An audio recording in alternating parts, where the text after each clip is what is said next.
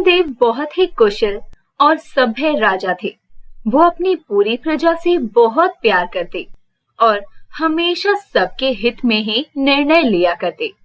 वैसे तो वो हमेशा ही सख्त मिजाज में रहा करते, लेकिन कभी-कभी वो सभासदों के साथ यानी कि सभा में उपस्थित लोगों के साथ हंसी मजाक भी कर दिया करते।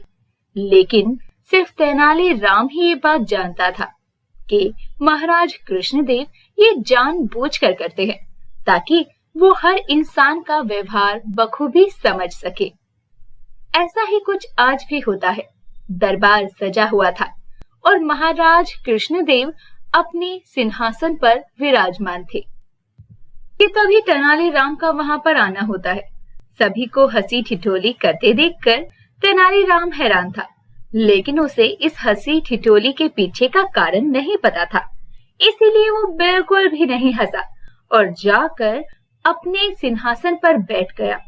जिसके बाद महाराज को ये देखकर बहुत अजीब लगा कि सब हंस रहे हैं, लेकिन तेनालीराम एकदम शांत है। तभी अचानक ही सभा के अंदर बैठे हुए एक सभासद ने एक मुद्दा उठाया कि गरीब ज्यादा ईमानदार होते हैं या अमीर ज्यादा ईमानदार होते हैं। इस विषय पर सब लोगों में खूब बहस चली। एक सभासद ने खड़े होकर बोला, महाराज, मेरी मानो तो अमीर लोग ही सबसे सभ्य और ईमानदार होते हैं, क्योंकि उन्होंने जन्म से ही पैसा देखा होता है और उनके पास तो जरूरत की सारी चीजें होती हैं। इसीलिए उनको कभी भी बेईमानी करने की जरूरत ही नहीं पड़ती।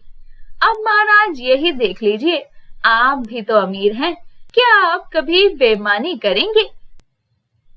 महाराज ये बात सुनकर बहुत खुश होते हैं, क्योंकि वो खुद भी एक अच्छे घराने से थे और उन्होंने बचपन से पैसा देखा था।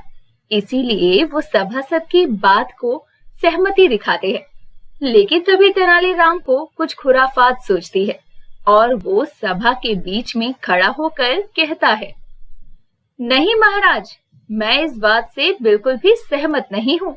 मेरी माने तो गरीब इंसान ही सबसे सच्चा और ईमानदार होता है।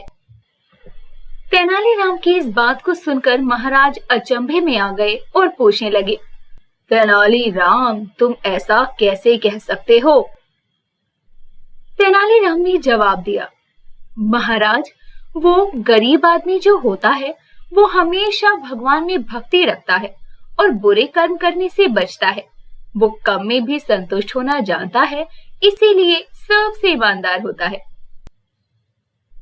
तेनालीराम की बात को सुनकर महाराज को बहुत अजीब लगा, क्योंकि वो खुद भी एक सभ्य परिवार से थे और वो तेनालीराम से ऐसे उत्तर की आशा नहीं रखते थे।